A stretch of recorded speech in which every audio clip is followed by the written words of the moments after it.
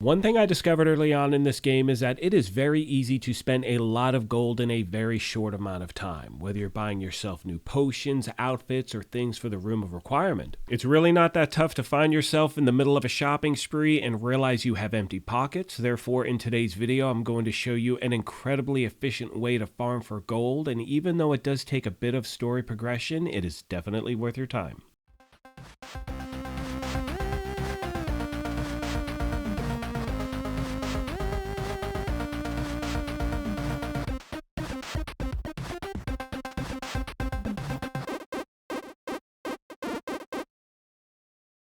What's up, my YouTube family? Welcome back to the Gaming Brigade, and as I mentioned a moment ago, this farming method does require a bit of story progression. Now, for those of you that are not at this point in the game as yet, at the end of the video, I will show you another way that you can pick up gold pretty fast in this game as you're starting off your journey. Now, if you happen to be new here, feel free to hit that subscribe or join button. If you enjoyed this, you could hit that like button as well, and we are having a giveaway for a PlayStation 5, but I will go over those details at the end of the video. Now, one thing I want to make sure I never do with the channel is give away any spoilers. However, for those of you wondering how to unlock the Room of Requirement, you need to complete the quest Tomes and Tribulations, and in order to unlock the Vivarium, you will need to have completed the Caretaker's Lunar Lament and the Helm of Urtok, and once that's done, you'll have access to the Knapsack, and with that, you can capture beasts and sell them when you go to Hogsmeade. Now, the one location I'm showing you on the map is by far one of the best places you want to farm for beasts because it is a mooncalf den. They are very easy to catch. Not only that, it is located right next to a flue flame, which makes this spot incredibly efficient to farm because once you've captured all the beasts in the area, you are then going to fast travel to Hogsmeade, you're going to sell them, then you can come back and refarm this location over and over as many times as you like. Now, once you've rescued all the mooncalves in the area, which by the way is exactly what you're doing, again, I don't want to give away any spoilers, but there are poachers in the area, so you're collecting them to ensure that they go to a good home. It's not some black market shady thing that you're up to. But anyway, once you've scooped them all up, you're going to fast travel to Hogsmeade. You're going to go to Brood and Peck, where the owner is going to pay you 120 galleons per mooncalf. And in this game right now, every beast that you capture, and this may change further down the line, but as of my recording this video, every beast you capture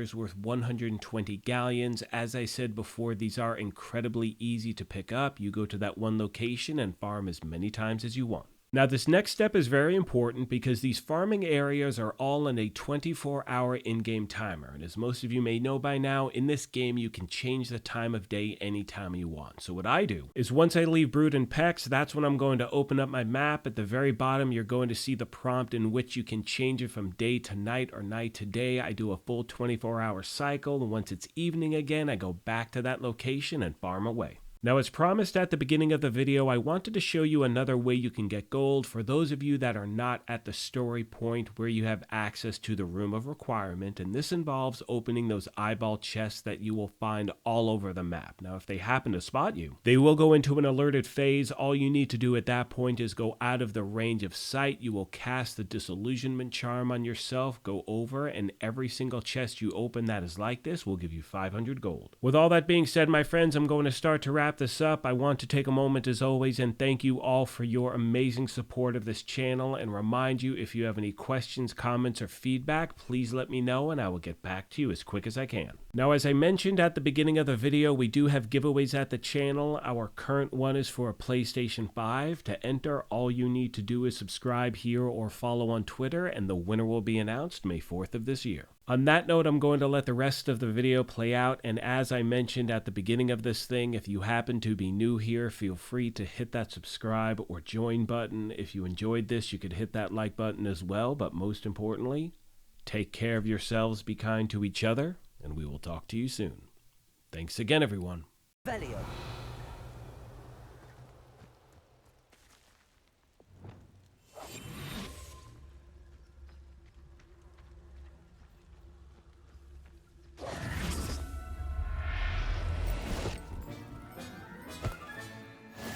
There. I'm not going to hurt you.